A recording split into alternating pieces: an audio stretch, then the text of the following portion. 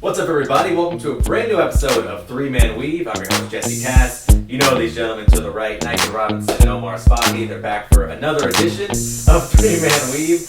Omar, a.k.a. LeBron Spahi. We're ready to go here. We've got a jam-packed show for this month of July.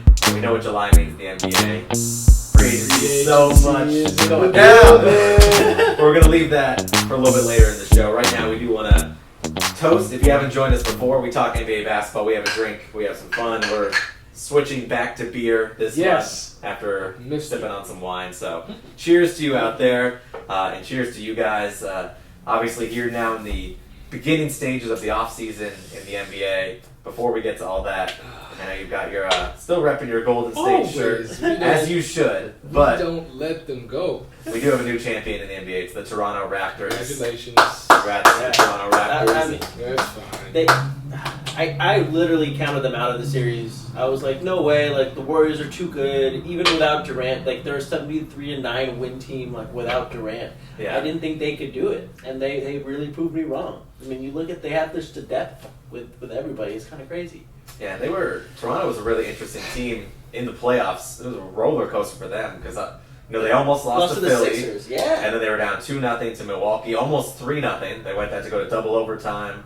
A lot of times they looked terrible, and then all of a sudden they kind of hit that switch, and they figured it out. They started playing their game, which was in the third, fourth quarter, get the ball to Kawhi Leonard, allow him to run ISO from the top of the key. I mean, look, these guys essentially had it all.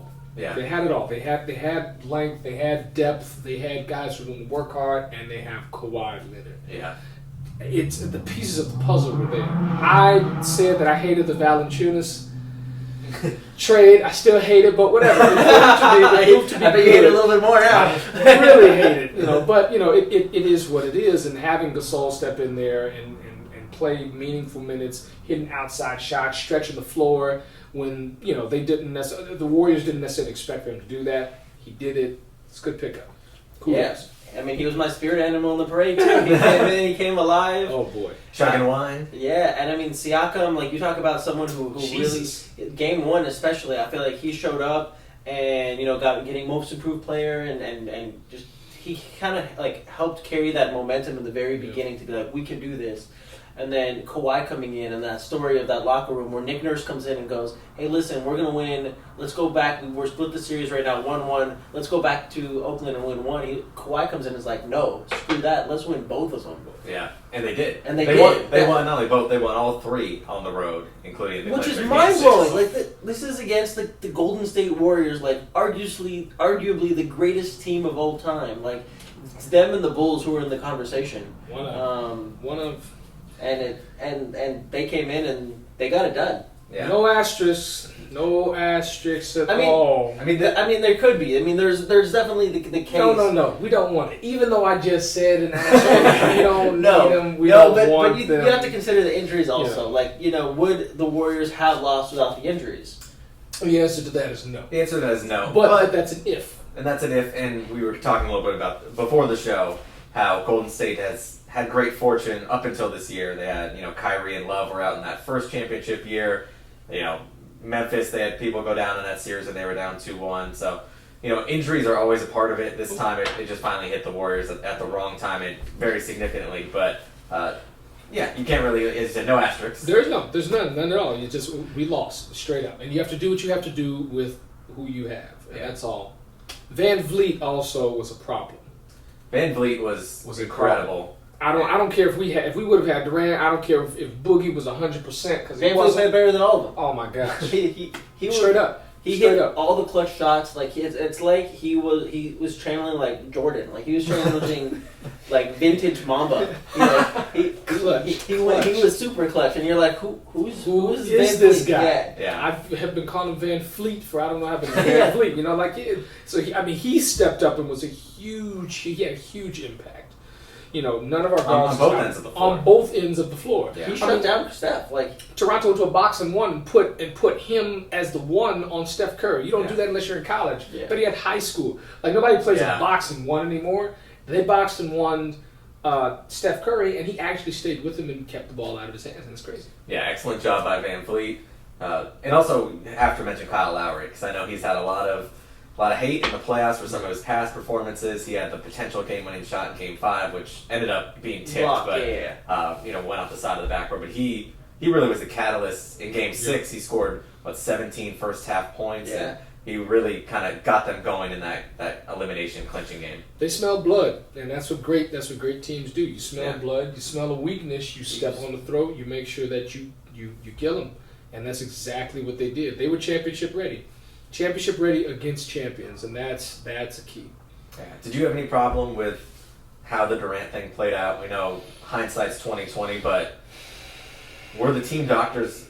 Did they misdiagnose him? Were they just trying to rush him back? What do you think happened? I don't think they were trying to rush him back. I think that was a decision that Durant made, and I think that he made it because here's the deal: his legacy is not necessarily on the line, but he wants to add to it, right? Yeah. So if I can come back and help my teammates, we're down 2-1, we're down 3-1, and I can come back as a basketball player, he's coming back. Yeah. And if he feels like his calf, if he feels like his calf was fine enough to do it, he's coming back, and that's just it. Yeah. He's not going to sit out. He's not going to sit out the chance. Like, it means too much to him to try to three-peat and help his team win. At that point in time, all he wants to do is help his team win. He sees they're in trouble. He wants to come back. I think it was on him, and he made the call to say, hey, I can do this. Honestly, it was painful to watch people kind of come out at him and go like, hey, man, like, he doesn't want to play. He wants to go somewhere else. It was painful because you could see it in his emotion when you would see him talk. He was devastated. He wanted to play more than anybody. Like, he wanted to play more than the Golden State fans who were like, please, KD, come back and save us. Like, he wanted to play so bad, and it was painful emotionally to watch him have to go through that and kind of like and get it re-aggravated like that. And it's like we just hope he gets better and he's able to become the same player, and if not, hopefully better, and improve his game and really solidify his legacy. Which I think it will, because he's a right-handed player. That was a right Achilles. Yeah. He really needs his left, because if you're jumping, you're going to heavily favor your left. But as an athlete, you need it all. You do need it all. But your main plant foot. Your main plant foot is his left, and he's a jump shooting big man. So I think he'll be okay. His style of play, I don't think it should be too hard for him to come back. Yeah, we know with modern medicine, the Achilles is definitely the toughest one to come back from. It has the least amount of success rate, at least in basketball and other sports. But if there is someone who can do it, you mentioned Durant. Yeah. The 7-foot jump shooting, silky smooth. He's not going to lose that shot. No. Obviously, the athleticism will be a factor, but he's still going to be able to score at a high level if he's even 80% of what he was before. Oh yeah, absolutely. I agree. It's scary though. You think about the finals as a historical aspect, and usually teams go on runs. You look at the one of the outliers is the Spurs, but you look at the Lakers, you look at the Bulls, you look at the Rockets, you look at even the Knicks back in the day when they won too. Usually, whenever there's a changing of the guards, it went from the Pistons to the Lakers from the Lakers to the Pistons to the Bulls to the Rockets back to the Bulls. Like they win a few, and then so it could mean that with this new changing of the guard, if Kawhi stays, the Raptors could be the new winners for the next few, and it could be not just the Warriors. It could be and especially Giannis is coming up. Like anything can happen in the NBA for the first time in a while, and I think that's exciting as opposed to Golden State winning it every single year. No offense. I'm just silently disagreeing, but whatever, Yeah, we know that there's going to be a lot to be determined with Golden State's injuries, but of course what happens in the offseason, because there's going to be potentially so much movement. Before we get to free agency, the start of the offseason is really the NBA draft, which took place about a week ago while we're filming this now. Who do you guys have as your winners of the NBA draft? Who do you have as your losers? Anyone who stands out for you? You're going to be surprised by my response. Maybe not. Let's hear it. New York Knicks. Yeah. Straight up. New York Knicks. Straight up. I mean, R.J. Barrett is a great pickup. His pedigree, his mentor, his godfather, all three of those basically are the same person. Yeah. Where he's gone, the tutelage that he's had, so on and so forth. Who is his godfather? The great Steve Nash. Oh, okay. Steve Nash, yeah. Canada stand up, so, but just for this, not for the championship. Been standing long. But sit down now. Yeah, I think, we will see if he's a great fit in New York, but I think he has a lot of potential to bring something special to New York to get them jump-started, pending on if New York gets Kevin Durant or not. I think whether they get him or not, it will matter. But for RJ Barrett's development, and I think what he can bring to the team, I think I really like them picking him up. I liked RJ a lot, and I especially liked the way Coach K would really trust him and kind of like keep the ball in his hands during the final minutes of games. You know, when you were looking at him and playing in the tournament, it was interesting because they have Zion too, but they trusted RJ to really kind of control the ball and so I mean he's that level of caliber player where even with Zion with all of his attention, they still trust in the ball in RJ's hands. So that says something about this. That says a lot. Says a lot. And really an all-around player. You look in the college game, 40 minutes, less than the 48. The numbers are going to be slightly skewed down, but average about 4.5 assists for someone did have a point forward role, but not necessarily a true point guard. Also, almost 7 boards, and the second highest scoring freshman in Duke history, and one of the highest scoring freshmen of all time. And that gets overlooked, but yeah, he seems to have that mentality. And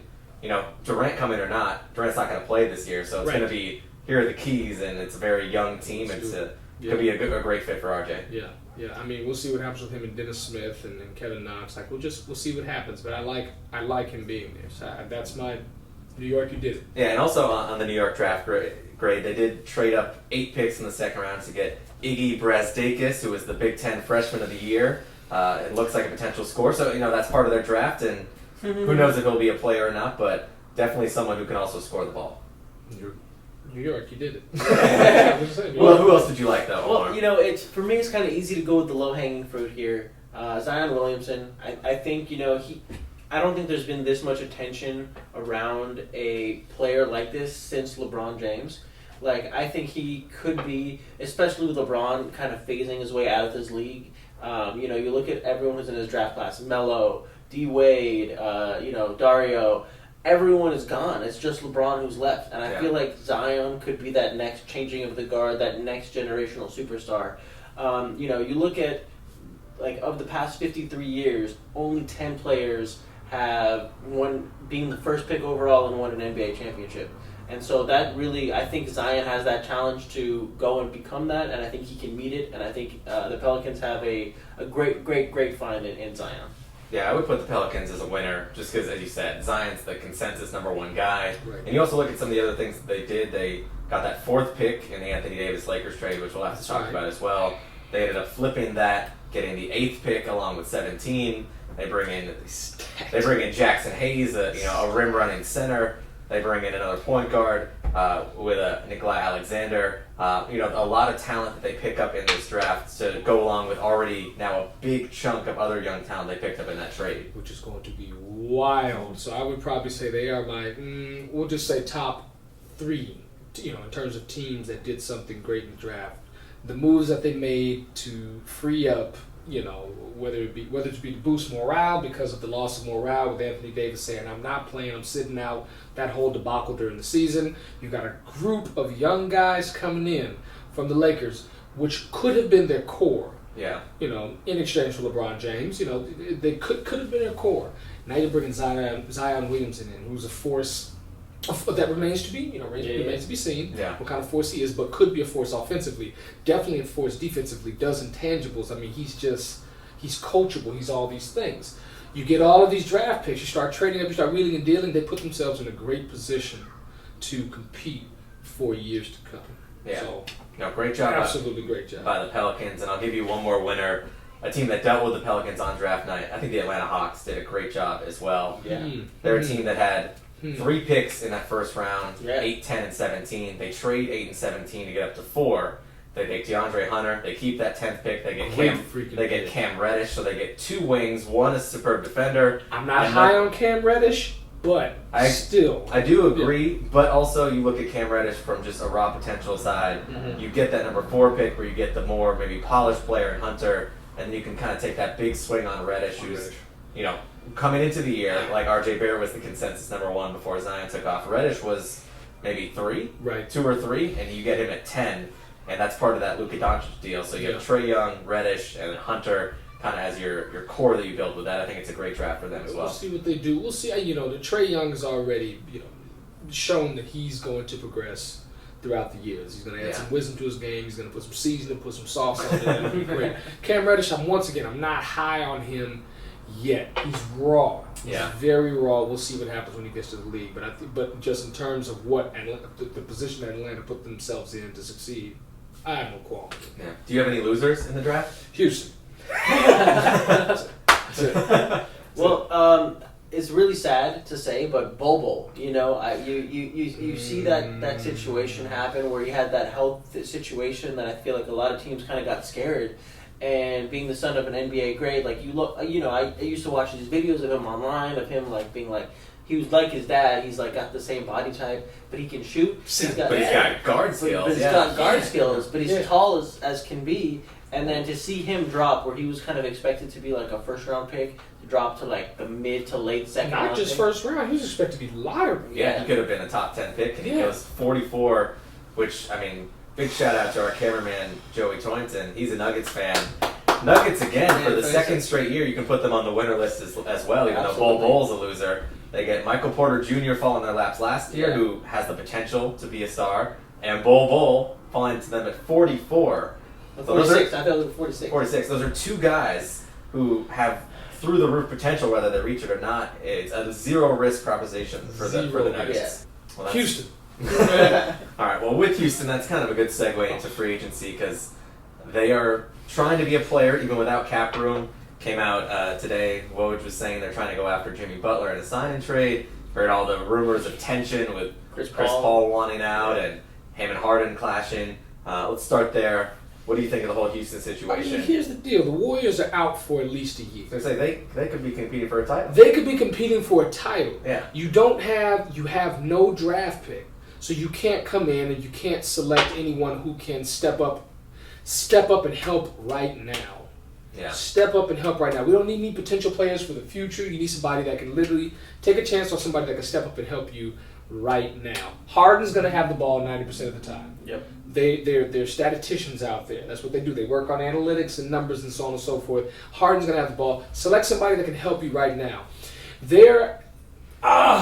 It's frustrating to me, and I don't want them to win, but it's frustrating. It's frustrating for me that you don't make a move in the draft, and you have all of this stuff going on behind the scenes. Yeah. You had D'Antoni holding out on signing, and then that whole debacle, not getting the money, not getting the money of the years, and it's like you guys are. The West is not going to be Warrior heavy. It's wide open. Now. Yeah. It's wide open. Just make a move and stay solid, and they couldn't even do that through the draft, and even now going through the free agency. Yeah, it's disappointing. Yeah, it'll be interesting to see.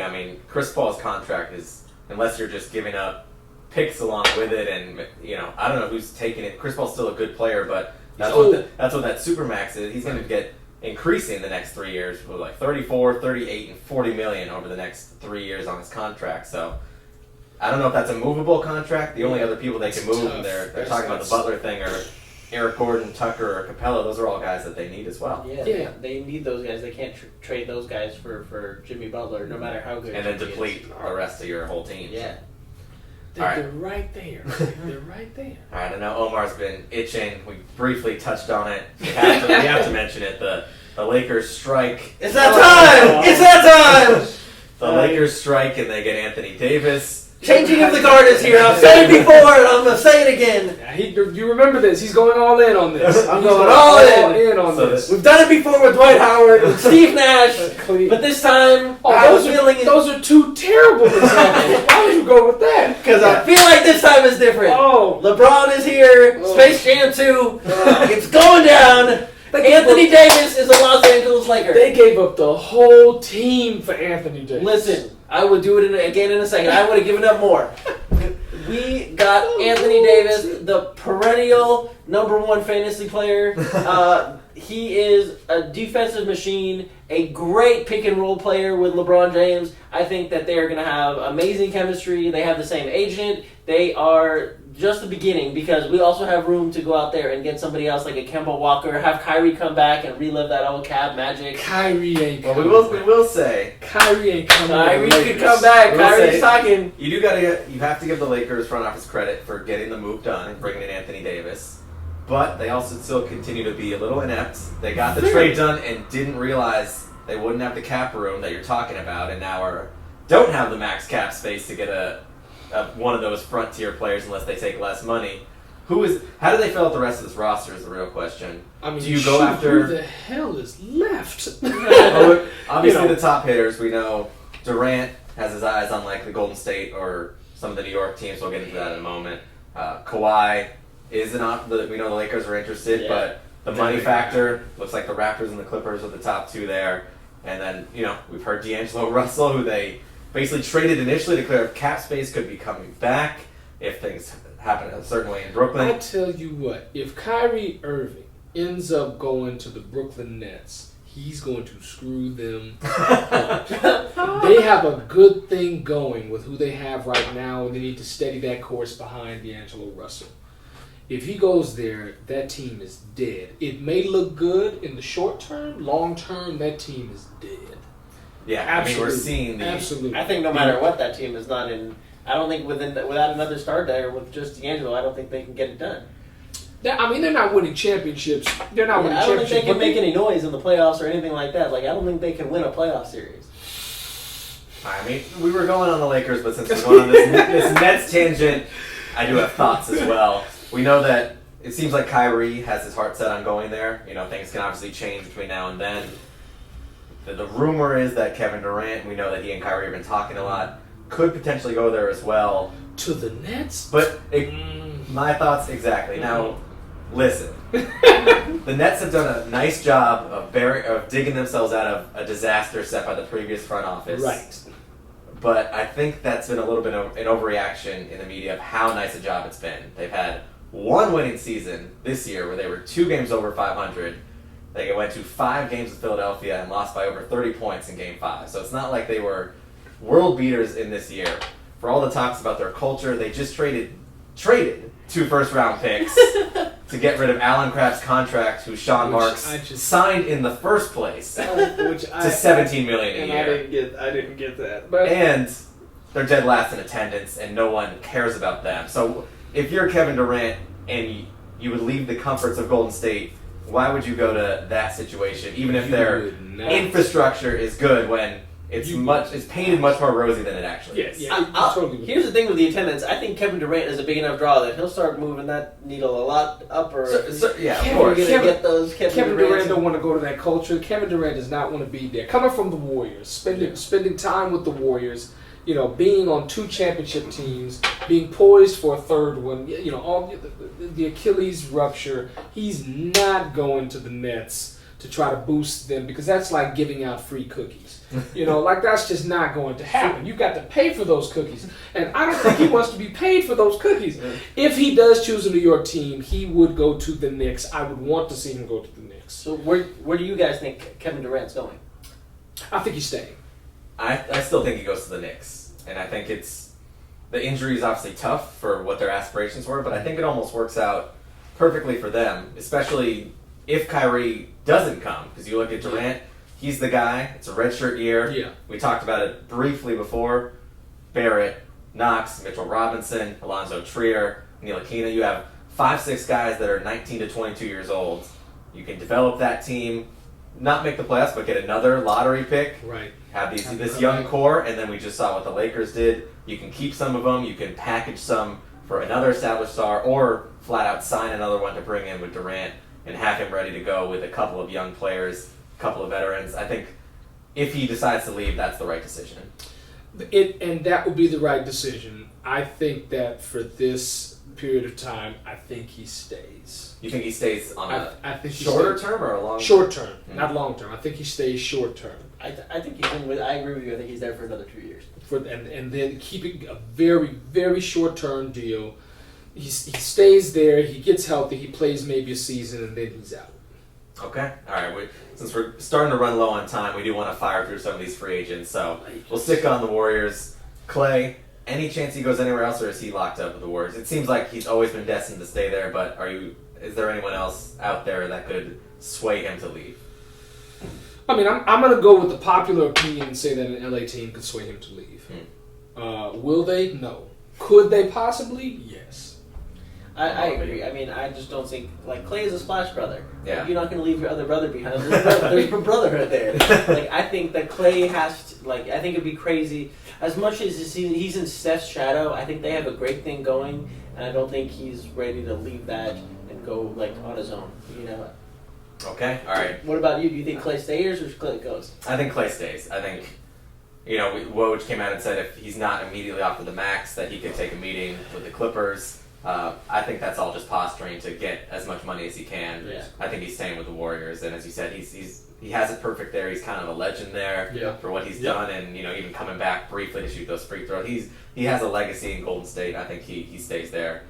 Prediction: Kawhi spurns the Raptors and goes to the Clippers. I was about to say, how Boardman is about to get paid. Boardman's about to get paid, and stupid Houston. Now you've allowed for Kawhi to be in position to go to the Clippers, and now they're kings of the West. What do you think about Kawhi? I think Kawhi stays. I think as crazy as it is, you've heard the stories of people offering him free apartments, free food for life. He goes to a baseball game, gets a standing ovation from the entire crowd. He's a Toronto legend. He's brought them their first NBA championship, and you have a chance to repeat. How rare is it to get an NBA championship? You look at all the teams that are like, we're going back every year. How rare is it that it actually happens in that situation? They have a chance to repeat. And I don't think you leave that situation being the leader of a team that just won an NBA championship to go to an unknown situation where you don't know the culture, you don't know their playoff run.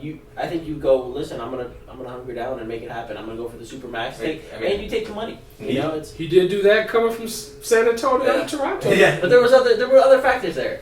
I think that is true. But I mean, it's going to be a great situation no matter where he goes. But I think he might come to LA with the Clippers as well, and we'll see what happens. Stupid Houston. I think it's almost in a weird way the perfect time to leave. Because you're a champion, no one can be mad at you when you leave. You brought the title, kind of like LeBron with Cleveland. If you come back next year, they have a shot to repeat, but would they win again? No. Probably not. And then people will be mad if you leave a year later. So I think it's time. You won. You don't owe them anything. Come over to LA. Make it happen. It's fine. All right, let's quickly rapid fire before we wrap it up. Kemba Walker, where's he going? Where? I don't know, but he's gone. Boston. He's definitely. Boston has been rumored now. I think Boston, being a perennial contender, is just the way to go. Like you have, if Kyrie stays, Kyrie goes. I think either way, Kyrie's a good fit there. All right, I think that that Kemba with Charlotte, they're kind of in a tough spot. I'm gonna say he stays in Charlotte. Backs down, and they give him supermax everything. They give him a 5-year. Supermax deal, and he stays George, there. you gonna throw it at him like that? Kyrie, I think we think it's Brooklyn. Kyrie's going to Brooklyn. No, I think he comes to LA. Okay. He's not coming to the Lakers. He'll take less money and get the championship. Oh, he's not coming to the Lakers. All right, what about D'Angelo Russell?